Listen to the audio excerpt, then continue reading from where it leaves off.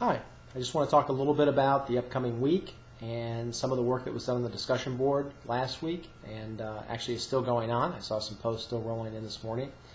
Overall, I think we did, as a group, a great job this week. I like the way that we picked up on different strands of thought within the discussion thread and played those out. I think you did a good job of interacting with each other, definitely reading what other people were saying and responding to that. So a high-quality discussion post session, I think, for this last week. And there are some really interesting pieces that I think we need to put a finer point on when we get into class. One of them has to do with this idea of personal interest and the role that personal interest plays even as we move into post-conventional schema. So I think that we definitely want to have some more discussion about that. And also talk about this idea that these schema are not perfectly distinct, that actually there is some overlap, which is a comment that just rolled in today. Also, I think that's going to be interesting for us to talk about. So that'll be part of our discussion.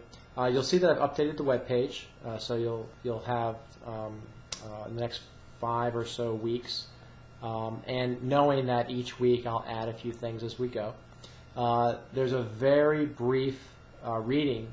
That's all you really have to do for reading heading into this week's class. The reason for that is that I know that you spend a lot of time working on your interviews, and also each week the case studies are going to become more complex.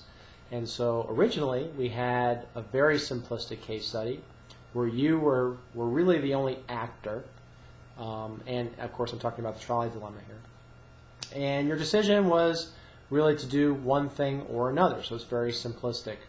Our next dilemma is slightly more sophisticated. Now we have a group of people, and the situation itself is a bit more dynamic. There's opportunities for a few different directions that you could go in. It's a little bit more open-ended, but not much. And as we move forward, we're going to be these are going to become more complex. There are going to be more actors involved, more sophisticated scenarios and context that you'll be working with.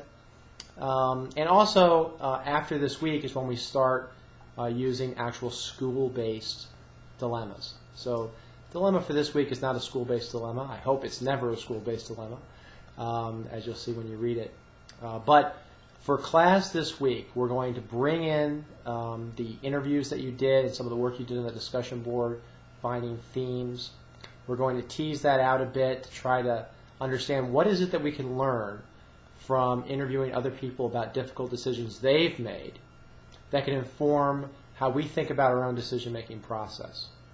We'll understand that schema transition a little bit better by using those interviews as context.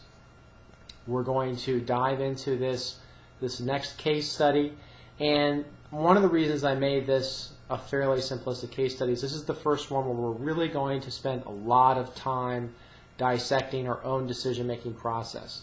We did that a little bit in class with the trolley dilemma, but we're going to have a more formal process for examining our own decision-making as you work through this case study. So we'll practice doing that in class, and then we'll also spend some time talking about ideas of justice.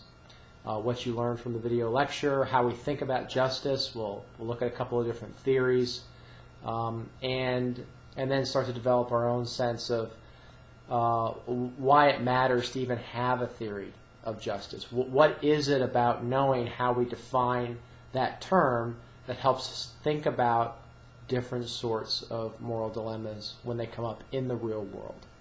So this is a transition week, is a good way to think about it. We're making the transition from a strong theoretical base into more of a practice-oriented approach to the class.